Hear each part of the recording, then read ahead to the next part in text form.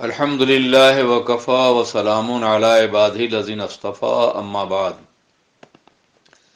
فاعوذ باللہ من الشیطان الرجیم بسم اللہ الرحمن الرحیم ان اللہ وملائکتہ یصلون علی النبی یا ایہا الذین آمنوا صلوا علیہ وسلموا تسلیما اللہم صل علی سیدنا مولانا محمد معدن الجود والکرم منبع العلم والحلم والحکم وآلہ وبارک وسلم۔ سامعین کرام، السلام علیکم ورحمۃ اللہ وبرکاتہ۔ آج کی اس مجلس میں قرآن پاک کی دوسری سورت سورہ بقرہ کے کچھ فضائل، اس کا زمانہ نزول، شان نزول اور چند ابتدائی آیات مبارکہ کا ترجمہ پیش کرنے کا شرف حاصل کر رہا ہوں۔ اللہ قبول فرمائے۔ آقائے دو جہاں نے ارشاد فرمایا کہ سورہ بقرہ پڑھا کرو، اس کا پڑھنا برکت کا سبب ہے، موجب ہے، اور نہ پڑھنا موجب حسرت ہے۔ جب میدان قیامت میں اس سورت کے پڑھنے والوں کو بلند درجہ ملے گا تو نہ پڑھنے والوں کو بے حد افسوس ہوگا۔ جو شخص سورہ بقرہ پڑھے گا اس کو جنت میں تاج پہنایا جائے گا۔ جس گھر میں سورہ بقرہ پڑھی جائے گی اس گھر میں 3 دن تک شیطان داخل نہیں ہوگا۔ مسلم شریف کی روایت ہے کہ شیطان اس گھر سے بھاگتا ہے جس میں یہ سورت پڑھی جاتی ہے۔ حضرت مغیرہ رضی اللہ تعالیٰ عنہ سے روایت ہے کہ جو شخص سوتے وقت سورہ بقرہ کی 10 آیتیں پڑھے گا تو وہ قرآن شریف کو کبھی نہیں بھولے گا۔ 4 اول آیتیں، آیت الکرسی اور 2 مزید آیتیں، اور آخری 3 آیتیں۔ حضرت عبداللہ بن عمر رضی اللہ تعالیٰ عنہ سے روایت ہے کہ میت کو دفن کے بعد اس کی قبر کے سرہانے سورہ بقرہ کی اول 4 آیتیں اور آخری 2 آیتیں پڑھا کرو۔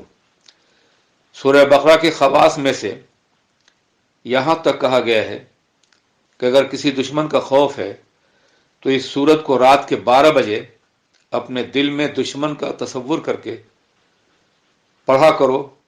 اللہ اس سورت کی برکت سے دشمن کے ہر شر سے محفوظ رکھے گا اور اس کے حملے کو کامیاب نہیں ہونے دے گا۔ سورہ بقرہ کا زمانہ نزول آقائے دو جہاں کی مدنی زندگی ہے۔ قرآن پاک کی جملہ سورتوں کو مکی اور مدنی سورتوں میں تقسیم کیا گیا ہے۔ مکی سورتیں وہ ہیں جو ہجرت سے پہلے مکہ مکرمہ میں نازل ہوئیں، اور مدنی سورتیں وہ ہیں جو ہجرت کے بعد نازل ہوئیں۔ اللہ نے کہ رسول نے جب مدینہ طیبہ میں ہجرت کی تو اس کے بعد جتنی بھی آیات مبارکہ نازل ہوئیں ان کو مدنی سورتوں کے نام سے یاد کیا جاتا ہے، خواہ وہ شہر مدینہ میں نازل ہوئی ہوں یا سفر میں نازل ہوئی ہوں یا میدان جہاد میں نازل ہوئی ہوں یا کسی اور مقام پہ نازل ہوئی ہوں، لیکن ان کو مدنی سورتوں کے نام سے ہی یاد کیا جاتا ہے۔ سورہ بقرہ بھی مدنی سورت ہے اور قرآن عظیم کی طویل ترین سورت ہے۔ اس کے بے شمار فضائل اور برکات احادیث مبارکہ موجود ہیں۔ اللہ کے رسول تاجدار دو عالم نے فرمایا کہ یہ سورت اپنے پڑھنے والوں پر میدان قیامت میں سایہ فگن ہوگی اور قیامت کی تمازت سے اسے محفوظ رکھے گی۔ اس طرح کی بہت سی احادیث مبارکہ اس کے فضائل موجود ہیں۔ سورہ بقرہ مدینہ طیبہ میں نازل ہوئی۔ مدینہ طیبہ میں جو صورتیں نازل ہوئی ہیں ان کے مضامین مکی صورتوں سے مختلف ہیں، اس لیے کہ مکہ مکرمہ میں صرف کفار مکہ یا قریش تھے جو قرآن کا مخاطب تھے، وہ اللہ کو نہیں مانتے تھے، اس کی وحدانیت کو، یعنی اللہ کو مانتے تھے مگر اس کے بہت سے شرکا مانتے تھے، وہ شرک جلی کا شکار تھے۔ 360 بت تو خانہ کعبہ میں رکھے ہوئے تھے، ہر قبیلے کا الگ بت، ہر خاندان کا الگ بت۔ یہ صورتحال مکہ مکرمہ میں تھی۔ وہ آخرت کو نہیں مانتے تھے، ان کا کہنا تھا کیا مرنے کے بعد دوبارہ زندہ ہونا ہوگا؟ یہ ناقابل یقین ہے۔ قرآن پاک کو اللہ کا کلام نہیں مانتے تھے اور سرور کائنات کی رسالت کا انکار کرتے تھے۔ اس لیے مکہ مکرمہ میں جتنی بھی صورتیں نازل ہوئی ہیں ان تمام صورتوں کا محور یہی 4 عقیدے رہے ہیں: اللہ کی وحدانیت، سرور کائنات کی رسالت، بعث بعد الموت، قیامت، حشر و نشر، اور اس کے ساتھ ساتھ قرآن پاک کا منظم من اللہ ہونا۔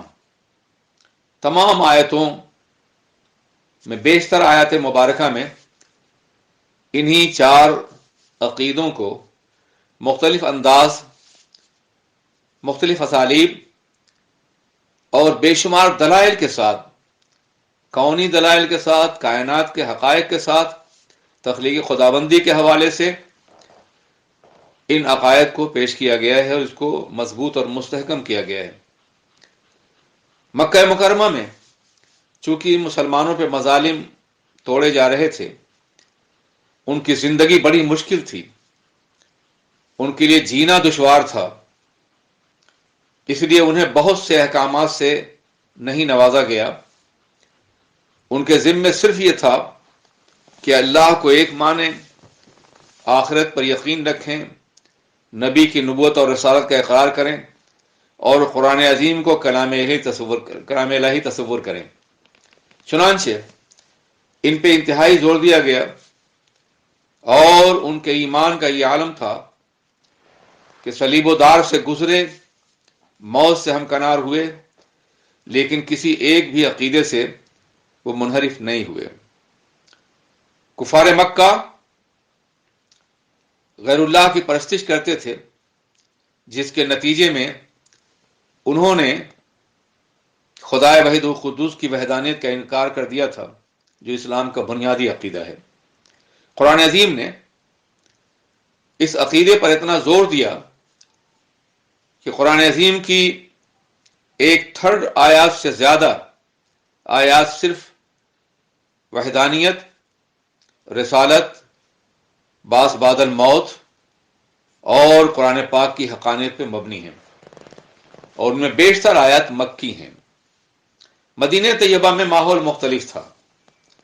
جب آقائے دو جہاں علیہ السلام نے مدینہ طرف ہجرت کی تو وہاں براہ راست 4 قوتوں کا مقابلہ تھا۔ ایک طرف یہود تھے جو وہاں پہلے سے آباد تھے، عیسائی تھے، اور اس کے ساتھ ساتھ منافقین تھے جو اوپر سے کلمہ پڑھتے تھے اور اندر سے اسلام کے مخالف تھے۔ یہ قوتیں تھیں، یہود تھے، نصارہ تھے، منافقین تھے، اور اسلام قبول کرنے والے مسلمان تھے۔ مسلمانوں کو اللہ نے مدنی آیات میں، مدنی صورتوں میں ان کو احکام کی تعلیم عطا فرمائی۔ چونکہ مکہ مکرمہ میں یہ ممکن نہیں تھا کہ وہاں ایک اسلامی اسٹیٹ یا اسلامی نظام حکومت قائم کیا جا سکے، اس لیے عبادات کے باب میں صرف نماز کا حکم، نماز کی فرضیت مکے کی ہجرت سے پہلے آخری لمحات میں دی گئی، شب معراج میں، لیکن روزہ، حج اور زکوٰۃ، یہ سارے احکامات مدنی زندگی میں نازل کیے گئے۔ انسان کی معاشرتی زندگی، تمدنی زندگی، اخلاقی زندگی، سیاسی زندگی، معاشی زندگی، ان تمام زندگیوں کے بارے میں اور ان تمام نواحی حیات کے بارے میں قرآن عظیم کی آیات مبارکہ مدنی زندگی میں نازل کی گئیں۔ اس لیے ایک طرف مدنی آیات میں قرآن عظیم یہود اور نصارہ کے اعتراضات کا جواب دیتا ہے، ان کے لگائے ہوئے الزامات کا، تورات انجیل کی آیات کے حوالے سے وہ ان کے عقائد باطلہ کا رد کرتا ہے اور قرآن پاک کی صداقت اور حقانیت کو ثابت کرتا ہے۔ سرور کائنات محمد رسول اللہ کی رسالت مطلقہ اور سیادت عامہ کے باب میں یہود و نصارہ کی کتابوں ہی سے یہ ثبوت فراہم کرتا ہے کہ تم تو اس نبی منتظر و موعود کا انتظار کر رہے تھے اور ان کے نام سے تم کفار پہ غلبے کی دعائیں کیا کرتے تھے ان کے وسیلے سے، اور آج جب یہ آ گئے ہیں تو تم ان کی مخالفت کیوں کر رہے ہو؟ بات دراصل یہ تھی کہ مدینہ طیبہ میں یہودیوں کا غلبہ تھا، وہ انتہائی دولت مند تھے اور مدینے کے غریب لوگ ان کی دولتوں کے نیچے دبے ہوئے تھے۔ وہ ایک طرح سے حکمراں تھے اور مدینے کے دوسرے افراد محکوم تھے۔ منافقوں کا یہ عالم تھا کہ منافقوں کا سردار عبداللہ ابن ابی، جس نے مصلحتوں کی بنیاد پہ اسلام قبول کر لیا تھا لیکن اندر سے اسلام کا بدترین دشمن تھا، آقائے دو جہاں کے تشریف آوری سے کچھ پہلے مدینے کے لوگوں نے اس کے لیے سونے کا تاج بنوایا تھا تاکہ اسے بادشاہ قرار دیا جائے، لیکن آقا کی جلوگری کے بعد مدینے کا ماحول مکمل تبدیل ہو گیا اور اس کا یہ خواب شرمندہ تعبیر نہ ہو سکا، اس لیے وہ اندر سے جل بھن گیا تھا اور ہر ممکن کوشش کر رہا تھا کہ وہ اسلام کی قوت کو مٹا دے اور سرور کائنات محمد الرسول اللہ صلی اللہ علیہ وسلم کے خلاف جتنی بھی ممکن قوتیں ہیں ان کو جمع کر کے آقائے دو جہاں اور ان کے ماننے والوں کو ہمیشہ کے لیے فنا کر دے۔ یہ سازشیں وہ مسلسل کرتا رہا، اس لیے قرآن عظیم میں اس کے بارے میں بہت وضاحت کے ساتھ سورہ منافقون نازل ہوئی، اور سورہ بقرہ کی ابتدائی آیات میں 7 آیتیں صرف ان کے مکر و فریب کے حوالے سے نازل فرمائی گئیں۔ اس کے علاوہ بھی جگہ جگہ منافقین کا تذکرہ رہا، عیسائیوں کا تذکرہ رہا، ان کے اعتراضات کا جواب دیا گیا، یہودیوں کے مکر و فریب کا پردہ چاک کیا گیا، اور اس طرح اسلام کو ایک محکم، معظم و باغیرت دین کی حیثیت سے قرآن عظیم نے مکہ مکرمہ میں، مدینہ طیبہ میں پیش فرمایا۔ اس لیے مدنی صورتیں دراصل انہی احکامات پر، واقعات اور قصص سے مشتمل ہیں کہ جن میں ان عقائد باطلہ کا جو یہود و نصارہ کا تھا، منافقین کا تھا، ان کی تردید بھی کی گئی ہے، اور امت مسلمہ کو، رسول اللہ کے دیوانوں کو ایک نئے نظام زندگی اور ایک عظیم نظام حیات سے متعارف کرایا گیا ہے۔ قرآن عظیم میں اللہ تبارک و تعالیٰ نے ایک مکمل نظام زندگی اور دستور حیات عطا فرمایا ہے، اور وہ دستور زندگی اور نظام حیات مدنی زندگی پر باضابطہ طور پہ اس مدنی زندگی کی آیات میں موجود ہیں۔ اس لیے جب بھی قرآن عظیم کا مطالعہ کیا جائے تو قرآن عظیم کے زمانے نزول اور شان نزول، آیات کے اور احکام کے اور اس کے ساتھ ساتھ صورتوں کے، ان کا جائزہ ضرور لیا جائے۔ حضرات گرامی، اب آئیے میں چند آیات مبارکہ کا ترجمہ پیش کرنے کا شرف حاصل کروں گا۔ سورہ بقرہ کا آغاز الف لام میم ذالک الکتاب لا ریب فیہ سے ہوتا ہے۔ الف لام میم حروف مقطعات میں سے ہے، حروف مقطعات کے بارے میں مفسرین کرام نے یہ فرمایا ہے کہ ان حروف کا مفہوم اور معنی صرف اللہ اور اس کے رسول کے علم پاک میں ہے.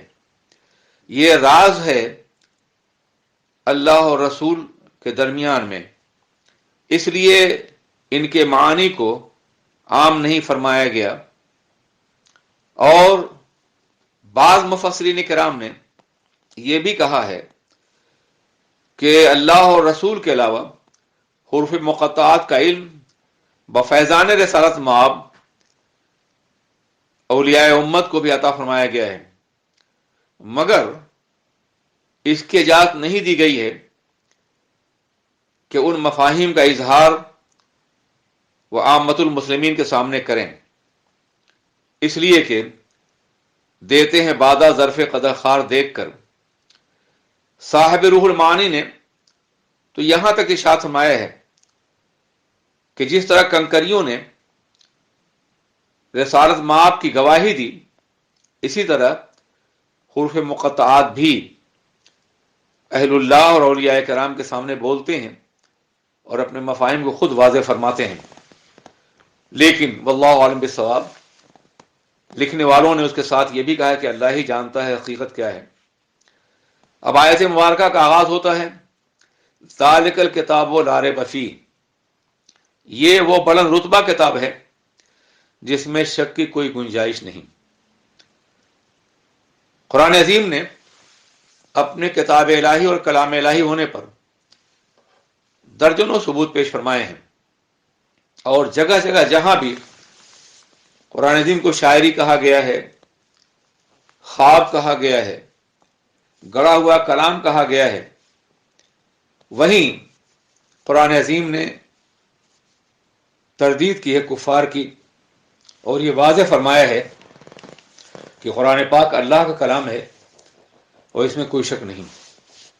اور اس سلسلے میں سب سے بڑا ثبوت اسی سورہ بقرہ کی وہ آیت کریمہ ہے جس میں اللہ ارشاد فرماتا ہے وَإِن كُنتُمْ فِي رَيْبٍ مِّمَّا نَزَّلْنَا عَلَىٰ عَبْدِنَا فَأْتُوا بِسُورَةٍ مِّن مِثْلِهِ، اگر تم شک کر رہے ہو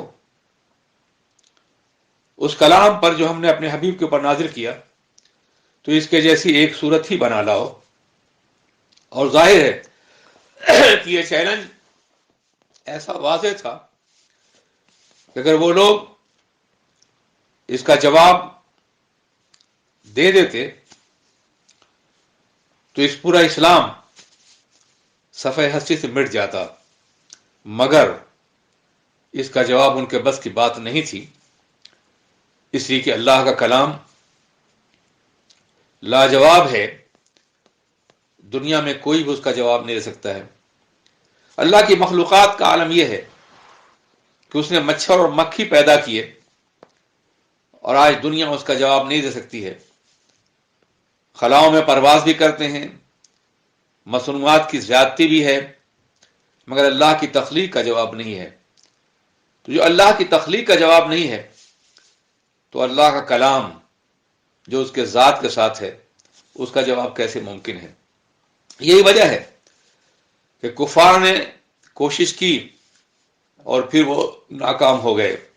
آپ ذرا سوچئے، اگر کلام الہی کا جواب دینا ممکن ہوتا اور وہ ایسا کر سکتے تو بدر و حنین اور خیبر و خندق میں اپنی گردنیں کٹانے کے بجائے، اپنے جگر گوشوں کی لاش پہ ماتم کرنے کے بجائے وہ مل جل کے قرآن پاک کا جواب تلاش کر لیتے، لیکن ایسا ممکن نہیں تھا. اسی اللہ نے ارشاد فرمایا لا ریب فیہ، اس میں شک و شبہ کوئی گنجائش نہیں ہے، نہ اس کے کلام میں، نہ اس کے مضامین میں، اور نہ اس کے کلام الہی ہونے میں. یہ اللہ کا کلام ہے، ہر شک سے اور ہر شبہ سے بالا تر ہے. اس کے بعد اللہ ارشاد فرماتا ہے ھدی للمتقین، قرآن عظیم متقیوں کے لیے ہدایت ہے. سوال یہ پیدا ہوتا ہے کہ قرآن عظیم نے یہ بھی تو فرمایا ہے ھدی للناس، یہ تمام انسانوں کے لیے ہدایت ہے، تو یہاں متقیوں قید کیوں لگائی گئی؟ جواب یہ ہے کہ ہدایت تو تمام انسانوں کے لیے ہے، مگر اس سے فائدہ صرف وہ اٹھا سکتے ہیں جو متقی ہیں. جن کا دل قبولیت کی صلاحیت رکھتا ہے۔ متقی کون ہوتا ہے؟ اس کے بارے میں فرمایا گیا ہے کہ متقی وہ ہے جس کے دل میں گناہوں سے شدید نفرت اور نیکیوں کی شدید خواہش ہو، اور یقیناً جس دل میں نیکیوں سے شدید خواہش ہوگی وہی قرآن پاک کے احکامات کو قبول کرے گا اور اس پہ ایمان لائے گا۔ اس کے بعد فرمایا گیا الذین یؤمنون بالغیب، الذین یؤمنون بالغیب، جو لوگ غیب پر ایمان لاتے ہیں۔ غیب پہ ایمان لانے کی شرط اسی لگائی گئی کہ غیب کہتے ہیں ان تمام حقائق کونیہ کو جو انسان کے حواس خمسہ سے پوشیدہ ہوں، یعنی 5 سینسز کے ذریعے سے جن کا علم حاصل نہ کیا جا سکے، صرف وحی الہی کے ذریعے سے علم حاصل ہو اس کا۔ میں مثال کے طور پر قبر کی زندگی، برزخ کی زندگی، بعث بعد الموت، حشر کے سارے مقامات، حساب و کتاب کا مرحلہ، میزان کا مرحلہ، صراط پہ چلنے کا مرحلہ، اور حملہ عرش کا وجود، عالم بالا کی تمام تر کیفیات، حوض کوثر، لوح و قلم، اور سب سے بڑھ کر ذات خداوندی جو غیب الغیوب ہے، اس ذات کا عرفان بغیر تقوی کے نہیں ہو سکتا۔ اس لیے غیب پر ایمان لانا بے پناہ ضروری ہے، اور غیب پر ایمان لانے کے لیے صاحب تقوی ہونا ضروری ہے۔ اس لیے پہلے فرمایا گیا ہدایت متقیوں کے لیے، اور پھر واضح فرمایا گیا کہ متقی وہ لوگ ہیں جن کا پہلا کردار یہ ہے کہ وہ غیب پر ایمان لاتے ہیں۔ انسانی زندگی میں ایک مسلمان 2 زندگیوں پہ یقین رکھتا ہے۔ ایک زندگی جو ہماری ظاہری زندگی ہے، موت سے پہلے ایک زندگی، یہ زندگی بہت مختصر ہے، ٹائم کے نقشے پر اس کی حیثیت ایک دھبے سے زیادہ اور ایک نقطے سے زیادہ نہیں، لیکن اس کے بعد جو زندگی شروع ہونے والی ہے وہ ہمیشہ باقی رہنے والی ہے، اس کو فنا نہیں ہے، اسے ہزاروں اور لاکھوں سال سے شمار نہیں کیا سکتا ہے۔ وہ جنت کی زندگی ہے یا خدا محفوظ رکھے دوزخ کی زندگی ہے، تو وہ زندگی دائمی زندگی ہے، ہمیشہ باقی رہنے والی زندگی ہے۔ اس لیے دنیا کو آخرت کی زندگی کا مزرعہ قرار دیا گیا ہے۔ جو یہاں بوئے گا انسان آخرت میں وہی کاٹے گا۔ اس لیے آخرت پر یقین لانا بے پناہ ضروری ہے۔ اگر آخرت پر یقین نہ ہو تو انسان دنیا میں نیک اعمال نہیں کر سکتا۔ وہ ہمیشہ یہ سوچے گا اگر لذت امروز میسر ہے تو ہم اس سے فائدہ کیوں نہ اٹھائیں۔ جو لذتیں ہمیں میسر ہیں، جو کامیابیاں میسر ہیں، جو دولت اور سرمایہ میسر ہے، جو گناہوں کے ارتکاب کی لذت میسر ہے، اس سے ہمیں فائدہ اٹھانا ہوگا۔ لیکن جب ایک انسان آخرت پہ یقین رکھتا ہے تو جب بھی کسی گناہ کی طرف قدم اٹھانا چاہتا ہے فوراً آخرت کا یقین اسے روک دیتا ہے، خبردار تمہیں مرنا ہے اور خدا کی بارگاہ میں حاضر ہونا ہے۔ اس لیے تقوی کا کمال آخرت کے یقین کی بنیاد پر ہوتا ہے۔ یقین آخرت اس دنیاوی زندگی میں توازن پیدا کر دیتا ہے۔ ایک آدمی جس کے سامنے طرح طرح کی نعمتیں رکھی ہوں، کھانا رکھا ہو، اور اسے یقین ہے کہ کل نہیں ملے گا اور کبھی نہیں ملے گا، تو ان کھانوں کو بہت زیادہ کھانے کی کوشش کرے گا۔ لیکن جس کو یہ یقین ہے کہ کل اس سے بہتر نعمتیں ملنے والی ہیں تو یقیناً وہ بہت احتیاط سے اور بہت توازن کے ساتھ زندگی گزارے گا اور کھانا کھائے گا۔ یہی حال زندگی کے سارے معاملات کا ہے۔ اس لیے آخرت پہ یقین کے ذریعے سے انسان گناہوں سے بچتا ہے، بد کرداریوں سے بچتا ہے، خطاؤں سے بچتا ہے، اللہ کی ناراضگی سے بچتا ہے، جنت میں جانے کی کوشش کرتا ہے، دوزخ کے عذاب سے پناہ مانگتا ہے، نمازوں کی پابندی کرتا ہے، اطاعت الہی میں جھکا ہوا ہوتا ہے، اس لیے کہ اسے مرنا ہے۔ اور موت ایک ایسی سچائی ہے کہ جس سے آج تک کسی کو انکار نہیں ہے۔ لوگوں نے خدا کا انکار کیا مگر موت کا انکار کوئی بھی نہیں کر سکتا۔ جب مرنا ہے، اور مومن کی نگاہ میں مرنے کے بعد موت ایک دوسری زندگی کا آغاز کا نام ہے۔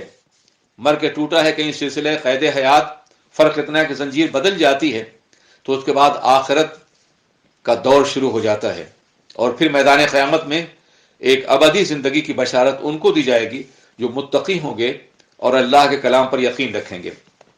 حضرات گرامی، اس کے بعد ارشاد فرمایا گیا وَيُقِيمُونَ الصَّلَاةَ، جو لوگ متقی ہیں، جو لوگ پرہیزگار ہیں، جو لوگ غیب پر یقین رکھتے ہیں، وہ اعمال صالحہ میں نماز کو قائم کرتے ہیں۔ قرآن پاک میں جہاں جہاں بھی نماز کا حکم دیا گیا ہے وہاں اقامت صلاۃ کا حکم دیا گیا ہے، نماز قائم کرو۔ قائم کرنے کا مطلب یہ ہے کہ نماز کو اس کے جملہ تقاضوں کے ساتھ پورا کرو، بہترین وضو کرو، قرآن عظیم کی بہتر تلاوت کرو، قیام، رکوع اور سجود میں تعدیل ارکان سے کام لو، مکمل خشوع و خضوع کے ساتھ اور قلب کی حاضری کے ساتھ نماز پڑھو۔ لا صلاۃ الا بحضور القلب، بغیر دل کی حاضری کے نماز اپنے منزل کمال تک نہیں پہنچ سکتی ہے۔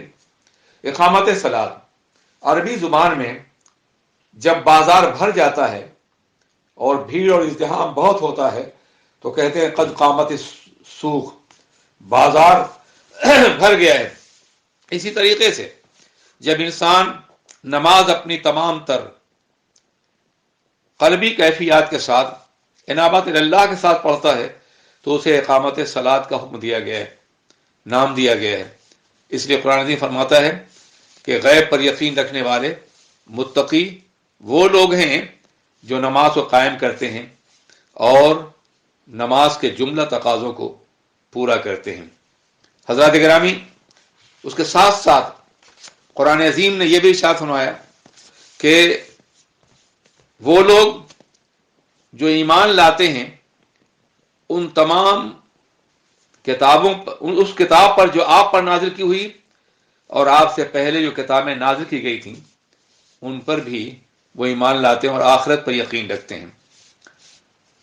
اسلام سے پہلے توریت ہے، انجیل ہے، زبور ہے، اولڈ ٹیسٹمنٹ، نیو ٹیسٹمنٹ ہیں، یہ کتابیں نازل ہوئیں، مگر ان کتابوں کو ان کے ماننے والوں نے اپنی خواہشات کے مطابق تبدیل کر دیا۔ جو احکام انہیں سوٹ کرتے تھے انہیں باقی رکھا، اور جو احکام انہیں ناپسند کرتے تھے انہوں نے باقی نہیں رکھا، بلکہ ان کے بدلے من گھڑت آیات اس میں شامل کر دیں۔ اور یہ سب کچھ اس لیے ہوا کہ دنیا کے ارباب اقتدار مذہب کو کبھی بھی یہ پسند نہیں کرتے کہ وہ ان پہ پابندیاں عائد کرے۔ چنانچہ عیسائی بادشاہوں نے خاص طور پر اپنے علماء اور کے ذریعے سے کتابوں میں تبدیلی کی۔ چنانچہ اللہ یہ حکم دیتا ہے کہ اجمالی طور پر یہ یقین لاؤ کہ جتنی بھی کتابیں نازل ہوئی تھیں حضرت سرور کائنات سے پہلے، جناب موسیٰ پر، جناب عیسیٰ پر، جناب داؤد پر اور صحائف ابراہیم، ان سب پہ ایمان لاؤ اور یہ کہو کہ ہم ان کے مومن ہیں۔ بلا شبہ وہ کتابیں اللہ کی طرف نازل کی گئی تھیں اور ان کے جو حصے آج بھی کلام الہی ہیں ان پہ یقین رکھتے ہیں، لیکن عمل کے لیے تمہارے پاس قرآن عظیم ہے۔ قرآن عظیم میں وہ سارے مضامین، وہ سارے احکامات جو توریت و انجیل میں دیے گئے تھے وہ سب شامل کر دیے گئے ہیں اور انہیں اللہ کی آخری کتاب قرار دیا گیا ہے۔ اس لیے ایمان سارے انبیاء پر لاؤ، ایمان ساری کتابوں پہ لاؤ، مگر عمل سرور کائنات کی سیرت پر، ان کے احکامات پر اور قرآن عظیم پر عمل کیا جائے گا۔ یہ ہے اس کا مفہوم۔ والذین، وہ لوگ جو ایمان لاتے ہیں اس پر جو آپ کی طرف نازل کی گئی اور اس سے پہلے جو آپ کے پہلے نازل کی گئی، اور وہ آخرت پہ یقین رکھتے ہیں۔ آپ دیکھیے قرآن پاک میں من قبل کا، آپ سے پہلے جو انبیاء آئے، آپ سے پہلے جو کتابیں نازل کی گئیں، اس کا تذکرہ بار بار کیا گیا ہے، لیکن من بعد کا تذکرہ کہیں نہیں ہے کہ جو آپ کے بعد بھی نازل ہوں گی یا آپ کے بعد بھی جو نبی آئیں گے۔ اس سے اس بات کی وضاحت ہو جاتی ہے کہ سرور کائنات خاتم النبیین ہے، خاتم النبیین ہے، اور قرآن پاک اللہ کی آخری کتاب ہے۔ سرور کائنات کے بعد کوئی نبی نہیں آئے گا، نہ کوئی ذلی نبی آئے گا، نہ کوئی بروزی نبی آئے گا، نہ کوئی مجدد نبی آئے گا، نہ کوئی مجتہد نبی آئے گا. یہ سارے نام ایک دجال کی باطل نبوت کو ثابت کرنے کے لیے ہیں. نبی صرف نبی ہوتا ہے اور سرور کائنات خاتم النبیین ہیں. ان کے بعد قیامت تک کوئی اور نبی جلوگر نہیں ہوگا. پروردگار عالم خدائے قدیر جبار ہمیں قرآن عظیم کی آیات پر یقین رکھنے اور عمل کرنے کی توفیق عطا فرمائے. السلام علیکم ورحمۃ اللہ وبرکاتہ.